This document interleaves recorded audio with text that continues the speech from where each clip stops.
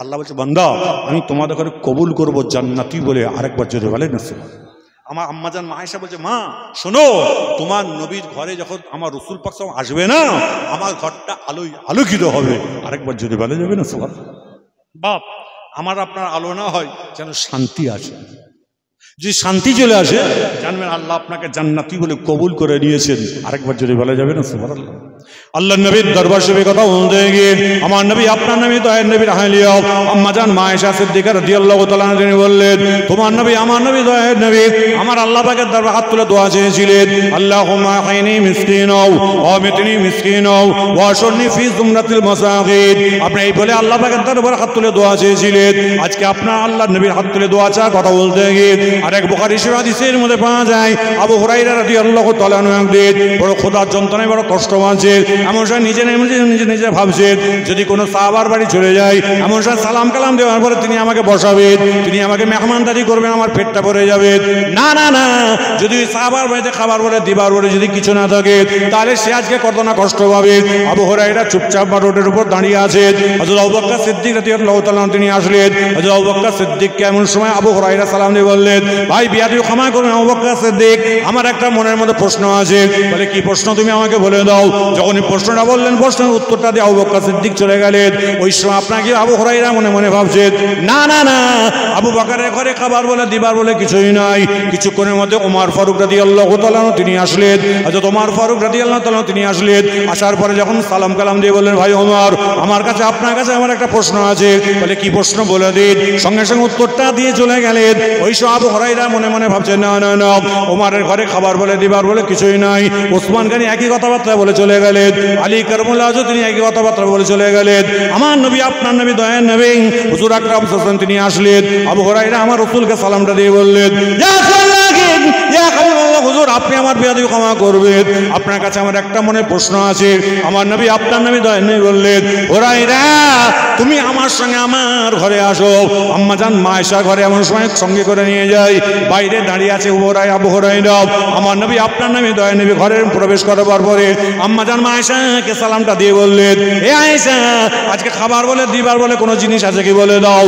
আম্মাজান মা আয়েশা সিদ্দিকা রাদিয়াল্লাহু তাআলা বললেন ইয়া রাসূলুল্লাহ ইয়া হাবিবাল্লাহ হুজুর আপনি আমার বেয়াদবি ক্ষমা করবেন। আজকে 3 দিন হয়ে গিয়েছে আপনার ঘরে উনুন বলে আগুন বলে কিছুই জ্বলে না। আম্মাজান মা আয়েশা আমার রাসূল পাকের মনটা বড় খারাপ। বলে হুজুর বেয়াদবি ক্ষমা করবেন, একজন মহিলা মেয়ে ছেলে একটা ছাগলের দুধ হয়েছে বলে 1 ঘটি দুধ আপনাকে হাদিয়া দিয়ে গেছে। হুজুর 1 ঘটি দুধ পর্যন্ত 1 ঘটি দুধ আপনাকে হাদিয়া দিয়ে গেছে, ওটা ছাড়া কিছু নেই। আমার রাসূল পাক শুনেই বাইরে বেরিয়ে এসে আবু হুরায়রাকে ভাই হুরায়রা কি হুজুর। বলে অমুক জায়গায় যাবে দেখবে কিছু মানুষ কাতলা মাছকে পানি থেকে তুললে যেরকম ছটপট ছটপট করে সেরকম কিছু মানুষ ছটপট করছে, তাদের কাছে দাওয়াত দিয়ে তো যাও তাদের কাছে দাওয়াত দিয়ে তাদের কাছে দাওয়াত দিতে গিয়ে যাচ্ছেন। আমার রাসূল পাক বলে এই হুরায়রা জি হুজুর অমুক জায়গায় গিয়ে দেখবে কিছু মানুষ তারা কষ্ট পাচ্ছে, তাদের কাছে দাওয়াত দিয়েছো তো। দাওয়াত দিয়ে আসলে সবাই এসে হাজির, অনেক লোক। তখন আমার হুরায়রা মনে মনে ভাবছেন আবু হুরায়রা যে রাসূল পাকের ঘরে কত না খাবার আছে যে এত মেহমানকে মেহমানদারি করবে। এমন সময় তিনি আমার রাসূল পাককে বলে হুজুর আপনার সব মেহমান চলে এসেছে ইয়া রাসূলুল্লাহ বলল। আমার রাসূল পাক বলে এই হুরায়রা সবাইকে কাতার দিয়ে দাঁড়াতে বলো। সবাই কাতার দিয়ে দাঁড়িয়ে গেল। আবু হুরায়রা ভাবছেন আল্লাহর নবীর সুন্নত হলো ডান দিক থেকে, প্রথম কাতারে প্রথমে আবু হুরায়রা তিনি দাঁড়িয়ে আছেন। আমার নবী আপনার নবী দয়ার নবী হুজুর আকরাম সাল্লাল্লাহু আলাইহি ওয়াসাল্লাম তিনি এমন সময় কি করলেন জানেন, তিনি এমন সময় 1 ঘটি দুধ এনে একবার ডান দিক বাম দিক ডান দিক বাম দিক তাকাচ্ছে। তখন কয়েকজন সাহাবা বলছে হুজুর আপনি কাকে খুঁজছেন। বলে আবু হুরায়রাকে। সঙ্গে সঙ্গে আবু হুরায়রা রাসূল পাকের কাছে গিয়ে সালাম দিয়ে বলছেন আসসালামু আলাইকা ইয়া রাসূলুল্লাহ হাবিবাল্লাহ সাদ্দাকতা ইয়া রাসূলুল্লাহ, আমার আব্বা আম্মা আপনার পায়ে কুরবান হয়ে যাক, আপনি আমাকে ডাকছেন। বলে হ্যাঁ গো হুরায়রা তুমি আমার কাছে এসো তো। জি হুজুর বলেন। এই দুধটাকে নিয়ে না সবাইকে তুমি পান করো খাওয়াও। আবু হুরায়রা বলছে আল্লাহ এই 1 ঘটি তো আমার পেট ভরবে না আল্লাহ, আজকে সবাইকে খাওয়াতে বলছে আমার রাসূল, কিন্তু হুজুরের হুকুম খাওয়াতে হবে। এমন সময় নিয়েছে বিসমিল্লাহ বলে খাওয়াচ্ছে, ঢোক এমন সময় টান দিচ্ছেন, দেওয়ার কিছুক্ষণ পরে বলে ভাই আমার হুরায়রা আমার পেট, আমার মুখ, অন্তর ভরে গেছে, আমার পাশের ভাইটাকে দুধটা খাইয়ে দাও। আরেকবার যদি বলেন না, এইভাবে পরে পাশের ভাইটাকে দুধ খাওয়ালেন। এমন সময় পাশের ভাইটা দুধ খাওয়াবার পর কিছুক্ষণ পরে বললেন, ভাই আমার পেটটা, অন্তরটা ভরে গিয়েছে, তুমি আমার পাশের ভাইটাকে দুধটা খাইয়ে দাও।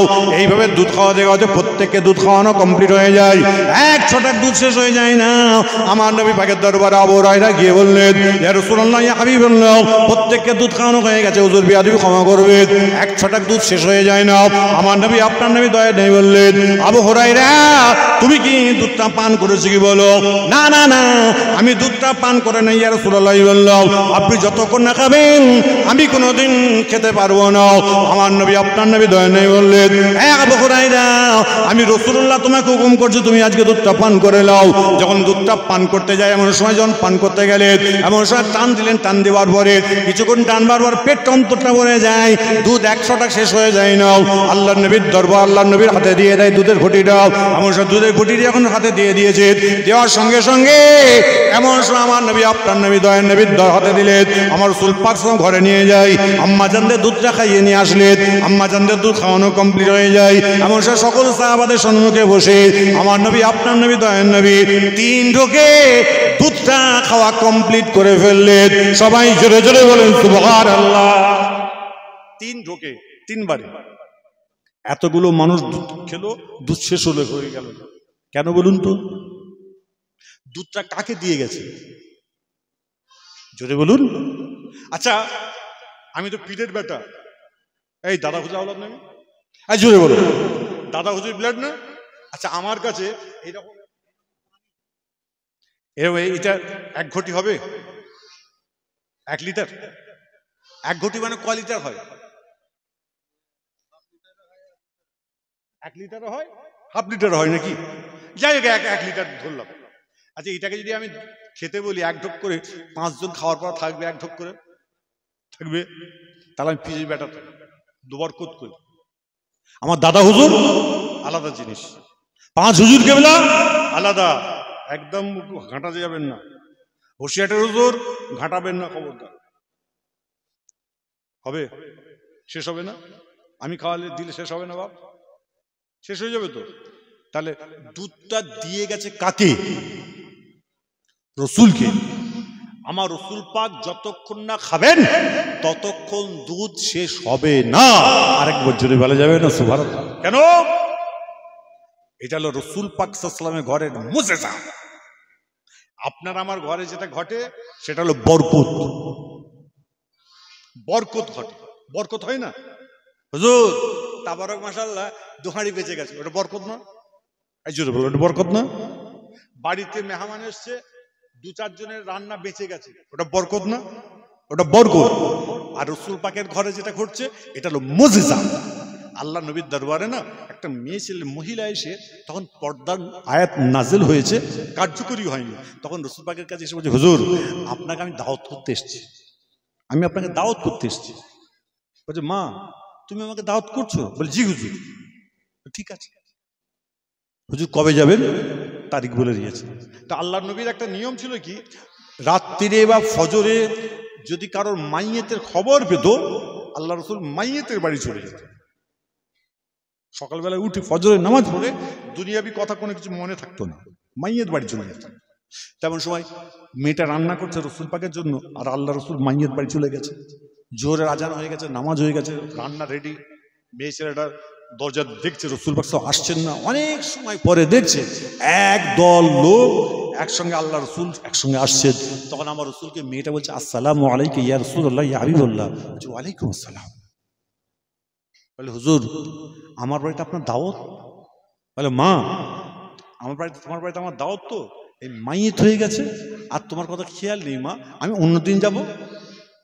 বলে, না হুজুর আজকে আপনাকে আসতে হবে।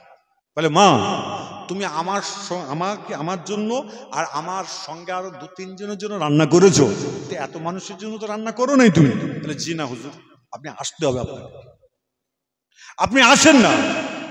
মেয়েটা কিন্তু জবরদস্তি করছে, হুজুর আপনি আসেন। আল্লাহ রসুল বললেন, চলো।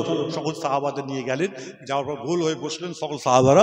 আল্লাহ রসুল বললেন, মেয়েটাকে বলে, মা তুমি যা কিছু রান্না করেছো না সবকিছু ঢাকা দিয়ে আনবে। ঢাকা বুঝেন তো? রুটি খাসির গোস্ত যা কিছু করেছো তুমি ঢাকা দিয়ে আনো। ঢাকা দিয়ে নিয়ে এসছে। এমন আল্লাহ রসুল সকলে প্লেটে একটা করে, উনি আল্লাহ রসুল খুলছেন, একটা করে রুটি বার করছে, সবাইকে দিয়ে সবাইকে দেওয়া হয়ে গেল, খাসির গোস্ত দেওয়া হয়ে গেল, সবাই খাচ্ছেন, আল্লাহ রসুল খাচ্ছেন। কেউ জিজ্ঞাসা করছে, এই আর কিছু খাবে, আর কিছু নেবে? বলছে না হুজুর, আমার পেট অন্তর ভরে গেছে। আমার রসুল বললেন, যাও মেয়েটাকে ডেকে বলে, যাও তোমার এই এটাকে নিয়ে না, তোমার রুটির জায়গা আর খাসির গোস্তের জায়গাটা নিয়ে তুমি বাড়ি যাও। ঘরে গিয়ে মেয়েটা খুলেছে, খুলে দেখতে পাচ্ছে যেরকমকার মাল সেরকম, মাত্র 2 থেকে 3 জনের মতো মাল শেষ হয়েছে, আর সব এক হয়ে রয়ে গেছে। তখন আমার রসুলকে এসে বলছে, হুজুর আমার মাত্র 2 থেকে 3 জনের মতো জিনিস শেষ হয়েছে, যেরকমকার মাল সেরকম রয়ে গেছে, ব্যাপারটা কি? তখন আমার রসুল বললো, মা তুমি আমার জন্য আর 3 জনের জন্য রান্না করেছিলে, ওই 3 জনের মালটা শেষ হয়েছে, পরবর্তী জিনিসগুলো আল্লাহ পাক তোমার ঘরেতে বরকত দিয়ে দিয়েছে। আরেকবার জোরে বলেন না সুবহানাল্লাহ। আরেকটু আনন্দের সঙ্গে জোরে বলা যাবে না? খবরদার একটু বুঝে চলবেন বাবা। এটা অন্তরটাকে, মনটাকে একটা জায়গায় এনে চোখটা বন্ধ করে 2 মিনিট বুঝবেন, ভাববেন। যারা নামাজ পড়েন না আমি তাদের বলবো, খবরদার, আজান হয়ে যাবে, আজান হয়ে যাওয়ার পরে আপনি অজু করবেন। অজুটা করে আপনাকে নামাজ পড়তে হবে না, আপনি নামাজের মুসল্লায় চুপচাপ বসে থাকবেন 5 মিনিট। 5 মিনিট বসবার পরে আপনার মন যদি বলে নামাজ পড়, তখন নামাজ পড়বেন, আর যদি বলে না নামাজ পড়ে ঘরে যা, তা ঘরে চলে যাবেন। খবরদার এগুলোকে খুব বুঝে শুনে চলবেন। আল্লাহ বলছে, বান্দা আমি তোমাদের ঘরে কবুল করব জান্নাতি বলে। আরেকবার জোরে বলা যাবে না সুবহানাল্লাহ? আরেকটু আনন্দের সঙ্গে জোরে বলা যাবে।